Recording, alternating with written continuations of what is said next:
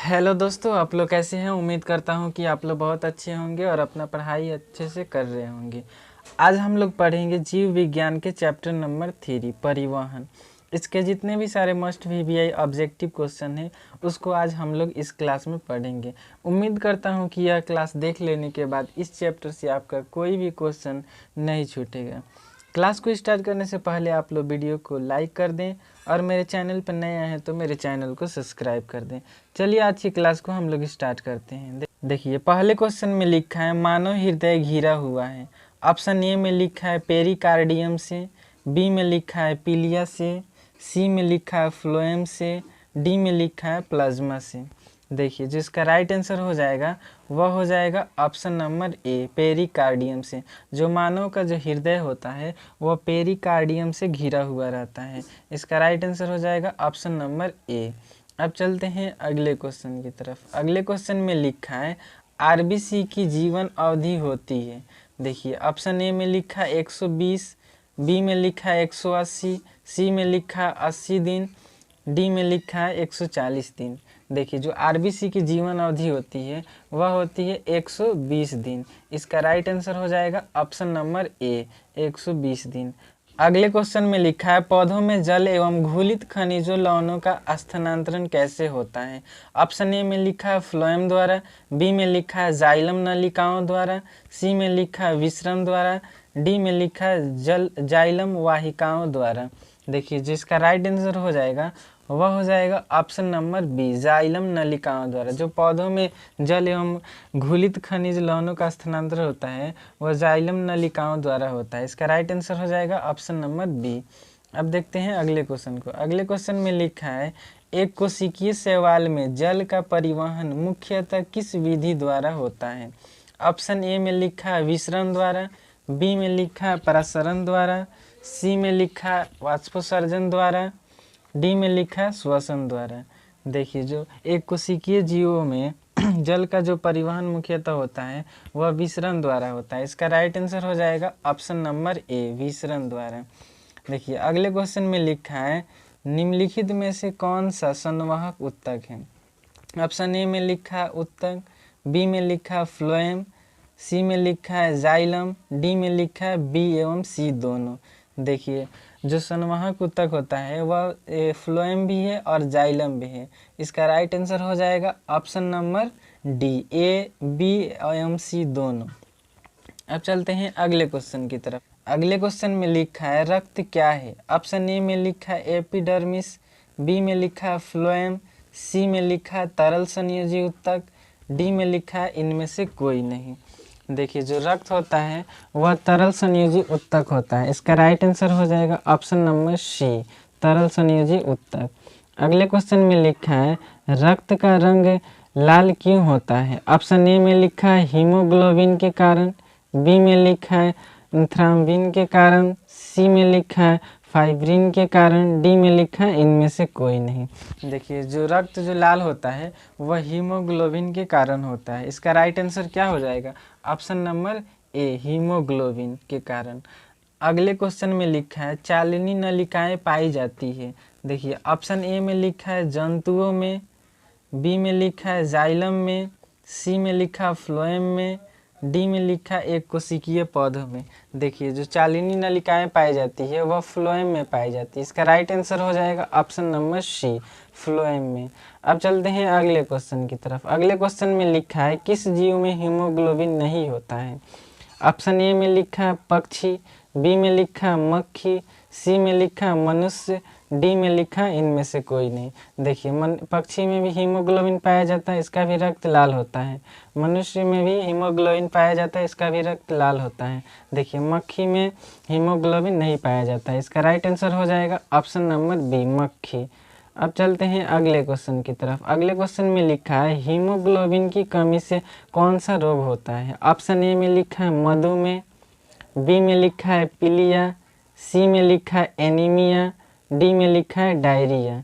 देखिए जो मधुमेह की जो कमी से रोग होता है वह होता है एनीमिया रोग। इसका राइट आंसर हो जाएगा ऑप्शन नंबर सी एनीमिया। अब चलते हैं अगले क्वेश्चन की तरफ। अगले क्वेश्चन में लिखा ऑक्सीजन का वाहक है। ऑप्शन ए में लिखा लसिका, बी में लिखा आरबीसी, सी में लिखा WBC, डी में लिखा इनमें से कोई नहीं। देखिए जो ऑक्सीजन का वाहक जो करता है वह RBC करता है। इसका राइट आंसर हो जाएगा ऑप्शन नंबर बी। अब चलते हैं अगले क्वेश्चन की तरफ। अगले क्वेश्चन में लिखा है खुला परिसंचरण तंत्र किसमें पाया जाता है। देखिए ऑप्शन ए में लिखा मनुष्य में, बी में लिखा कॉकरोच में, सी में लिखा है गाय में, डी में लिखा ऊँट में। देखिए जो खुला परिसंचरण होता है वह कॉकरोच में पाया जाता है। इसका राइट आंसर हो जाएगा ऑप्शन नंबर बी, कॉकरोच। देखिए मनुष्य में जो होता है उसमें बंद परिसंचरण होता है, गाय में भी बंद परिसंचरण, ऊँट में भी बंद परिसंचरण होता है, लेकिन कॉकरोच में खुला परिसंचरण होता है। इसका राइट आंसर हो जाएगा ऑप्शन नंबर बी। अब चलते हैं अगले क्वेश्चन की तरफ। अगले क्वेश्चन में लिखा है मानव हृदय में कितने कोष्ठक होते हैं। ऑप्शन ए में लिखा है 2, बी में लिखा है 8, सी में लिखा है 1, डी में लिखा है 4। देखिए जो मानव में कोष्ठक की संख्या होती है वह 4 होती है। इसका राइट आंसर हो जाएगा ऑप्शन नंबर डी, 4। अब चलते हैं अगले क्वेश्चन की तरफ। अगले क्वेश्चन में लिखा है पौधों में गैसों का आदान प्रदान किसके द्वारा होता है। ऑप्शन ए में लिखा है रंध्र, बी में लिखा है जड़, सी में लिखा है तना, डी में लिखा है टहनी। देखिए जो पौधों में गैसों का आदान प्रदान होता है वह पत्ते में स्थित रंध्र द्वारा होता है। इसका राइट आंसर हो जाएगा ऑप्शन नंबर ए, रंध्र। अब चलते हैं अगले क्वेश्चन की तरफ। अगले क्वेश्चन में लिखा है पादप में जाइलम उत्तरदायी है। ऑप्शन ए में लिखा है जल का वहन, बी में लिखा है भोजन का वहन, सी में लिखा अमीनो अम्ल का वहन, डी में लिखा है ऑक्सीजन का वहन।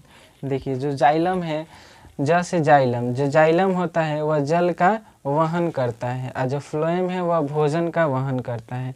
तो इसमें लिखा है पादप में जाइलम उत्तरदायी है, तो जाइलम क्या चीज़ का वहन करता है, जल का वहन करता है। इसका राइट आंसर हो जाएगा ऑप्शन नंबर ए, जल का वहन के लिए। अगले क्वेश्चन में लिखा है पादप में फ्लोएम उत्तरदायी है। ऑप्शन ए में लिखा है जल के वहन के लिए, बी में लिखा है भोजन के वहन के लिए, सी में लिखा अमीनो अम्ल के वहन के लिए, डी में लिखा ऑक्सीजन के वहन के लिए। देखिए अभी अभी आप लोग को हमने बताया था जो फ्लोएम है वह भोजन के लिए वहन के लिए उत्तरदायी होता है और जाइलम जो होता है जल के वहन के लिए उत्तरदायी होता है। इसका राइट आंसर हो जाएगा ऑप्शन नंबर बी, भोजन के संवहन के लिए। अब चलते हैं अगले क्वेश्चन की तरफ। अगले क्वेश्चन में लिखा है पौधों में वाष्पोत्सर्जन किस भाग में होता है। ऑप्शन ए में लिखा है जड़, बी में लिखा है तना, सी में लिखा है पत्ता, डी में लिखा है फूल।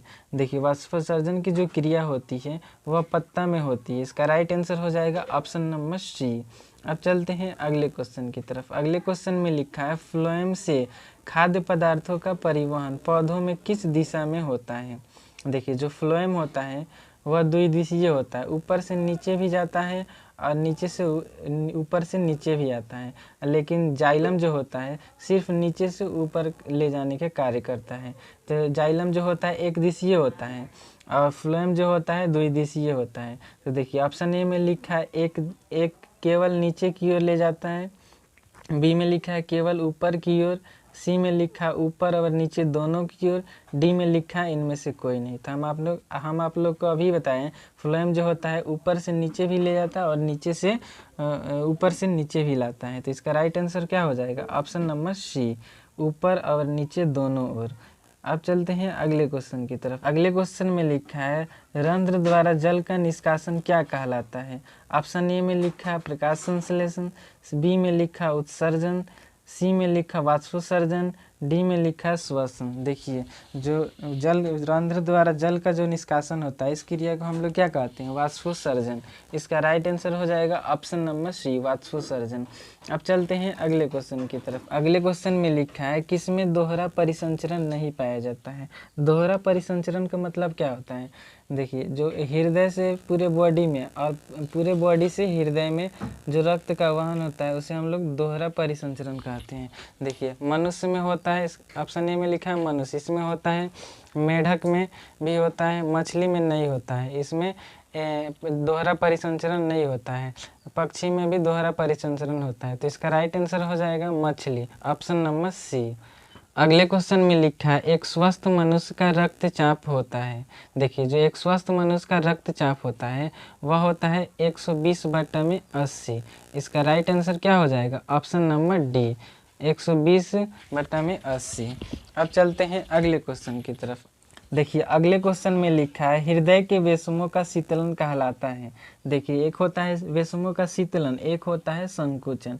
तो वेशमों का, हृदय के वेशमों का शीतलन कहलाता है डायस्टॉल और संकुचन कहलाता है सिस्टोल। तो इसमें पूछा है शीतलन, वेशमों का शीतलन कहलाता है, तो इसका राइट आंसर हो जाएगा डायस्टॉल। और यही पूछ देता है वेशमों, हृदय के वेशमों का संकुचन, तो हो जाता है सिस्टोल। इसका राइट आंसर क्या हो जाएगा? Option number D, diastole.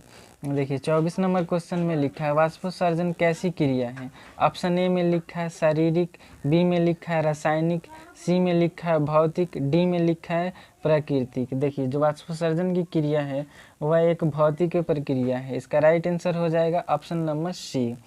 देखिए 25 नंबर क्वेश्चन में लिखा है कोशिका झिल्ली किस प्रकार की झिल्ली है? ऑप्शन ए में लिखा है परागम में, बी में लिखा अपरागम में, सी में लिखा अर्धपरागम में, डी में लिखा है सभी। देखिए जो कोशिका झिल्ली है वह एक अर्धपरागम में झिल्ली है। इसका राइट आंसर हो जाएगा ऑप्शन नंबर सी। अब चलते हैं अगले क्वेश्चन की तरफ। अगले क्वेश्चन में लिखा है हृदय के वेशमों का संकुचन कहलाता है। हमने आपको अभी बताया था हृदय के वेशमों का शीतलन डायस्टॉल कहलाता है, हृदय के वेशमों का संकुचन सिस्टोल कहलाता है। तो इसका राइट आंसर हो जाएगा ऑप्शन नंबर सी, सिस्टोल।